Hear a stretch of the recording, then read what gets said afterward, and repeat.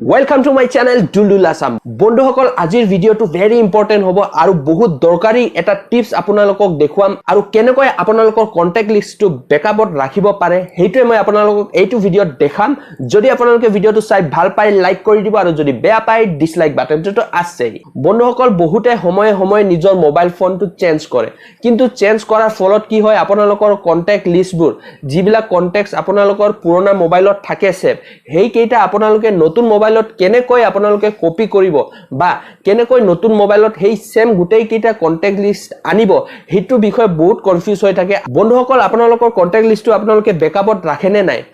অতি দৰকাৰ বন্ধুসকল আপোনালোকৰ যিমান কেইটা কন্টাক্ট লিষ্ট থাকে সময়ে আপোনালোকে আপডেট কৰি নিজৰ গুগল ড্ৰাইভত সেভ কৰি ৰাখিব তেতিয়া আপোনালোকৰ বহুত সুবিধা হ'ব কিয়নো কেতিয়াবা যদি আপোনালোকৰ মোবাইল হেৰাই যায় তেতিয়া হলে আপোনালোকৰ যিবিলাক কন্টাক্ট লিষ্ট হেবিলাক আপোনালোকে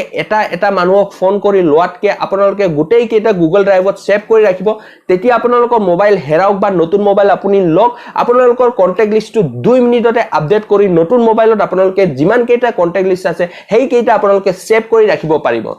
তো মই আপোনালোকক গুটেই কেইটা সেটিং আৰু কেনেকৈ আপোনালোকে গুগল ড্ৰাইভত আপোনালোকৰ কন্টাক্ট লিষ্টবোৰ এক্সপোৰ্ট কৰি ৰাখিব পাৰে হেইটো মই আপোনালোকক দেখুৱাম আৰু কেনেকৈ ইম্পোৰ্ট কৰি আকৌ বেক কৰি আপোনালোকৰ নতুন মোবাইলত আনিব পাৰে হেইটো মই আপোনালোকক দেখুৱাম বলা তেন্তে বন্ধুসকল দেৰি নকৰো এতিয়া মোৰ মোবাইল স্ক্ৰিনত গুছি যাও বুম তো फ्रेंड्स আপোনালোকে যদি নিজৰ কন্টাক্ট লিষ্টটো বেকআপত ৰাখিব খুজে মানে আপোনালোকৰ কন্টাক্ট লিষ্টত যিবোৰ নাম্বাৰ আছে হেবিলাক যদি গুগল ড্ৰাইভত সেভ কৰিব খুজে তেনেহলে আপোনালোকৰ নিশ্চয় জিমেইল একাউন্ট থাকিব হেই জিমেইল একাউন্টেৰে আপোনালোকে নিজৰ গুগল ড্ৰাইভটো খুলি লব মানে লগইন কৰি লব লগইন কৰাৰ পিছত আপোনালোকে নিজৰ নেক্সট স্টেপ যাব লাগিব কন্টাক্টছত যাব কন্টাক্টছত গৈ পিনে ওপৰত আপোনালোকে দেখা পাইছে 3 ডটস আছে সেই 3 ডটছত ক্লিক কৰিব ক্লিক কৰাৰ লগে লগে আপোনালোকে ইয়াত দেখা পাইছে যে ইম্পোৰ্ট এক্সপোৰ্ট কন্টাক্টস বুলি তাতে আপোনালোকে ক্লিক কৰি দিব ক্লিক কৰাৰ লগে লগে আপোনালোকে ইয়াত দেখা পাইছে ইম্পোৰ্টৰ একটা সেকশন আছে এক্সপোৰ্টৰ সেকশন আছে তো এক্সপোৰ্টৰ সেকশনত আপোনালোকে তলত দেখা পাই আছে যে শেয়াৰ কন্টাক্টস বুলি আছে এই শেয়াৰ কন্টাক্টছত ক্লিক কৰিব ক্লিক কৰাৰ পিছত ইয়াত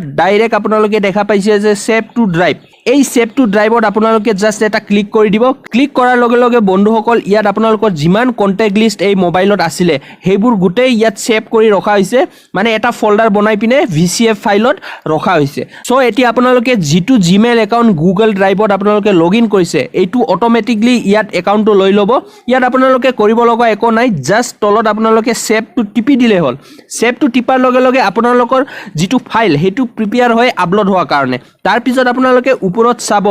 যে ইয়াত ওয়ান আপলোড পাউচ বুলি দেখুৱাইছে ইয়াত ক্লিক কৰি দিব ক্লিক কৰাৰ লগে লগে ইয়াত ওয়েটিং ফৰ ওয়াইফাই বুলি আছে আপোনালোকৰ নেট অন থাকিব লাগিব যদিহে আপোনালোকৰ নেটটো অন আছে তেনেহলে ইয়াত ওয়েটিং ফৰ ওয়াইফাইত এবাৰ ক্লিক কৰি দিব ক্লিক কৰাৰ লগে লগে আপোনালোকৰ যিটো হেতু ফাইল এইটো গুগল ড্ৰাইভত আপলোড হোৱা আৰম্ভ কৰিব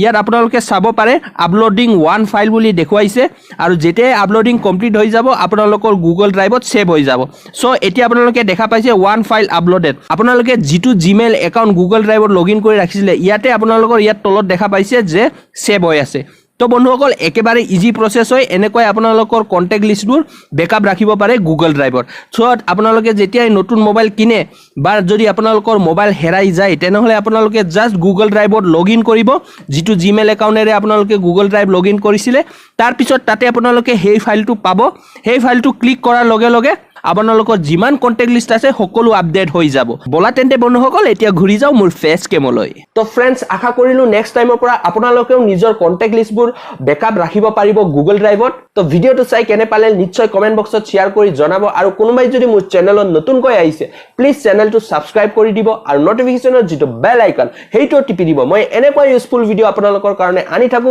এতিয়ালৈ আহু বন্ধুসকল জয় অসম